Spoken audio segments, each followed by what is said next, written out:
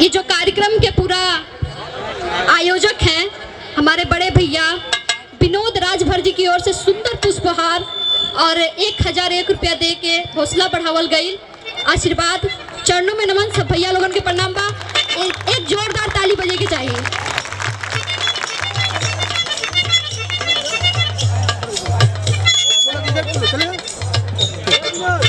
अंतरा के दूसरी लाइन में दासी कह रहल बिया।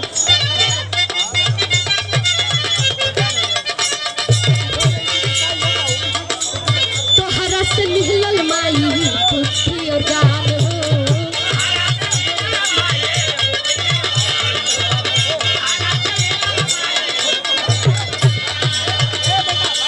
सुन के पुकार भरलू पुतहि उड़ान हो।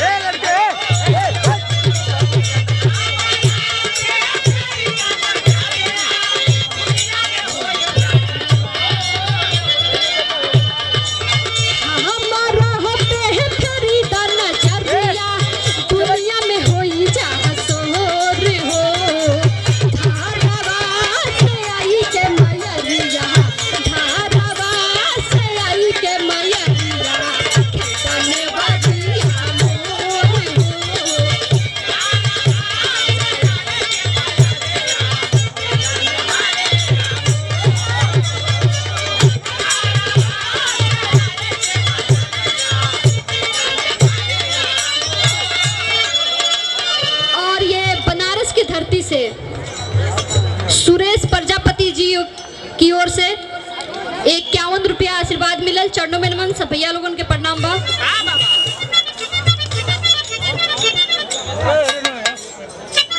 और प्रतापपुर वाराणसी के धरती से रमेश यादव जी की ओर से ये 101 रुपया आशीर्वाद मिलल। चरणों में नमन, सब भैया लोगन के प्रणाम बा।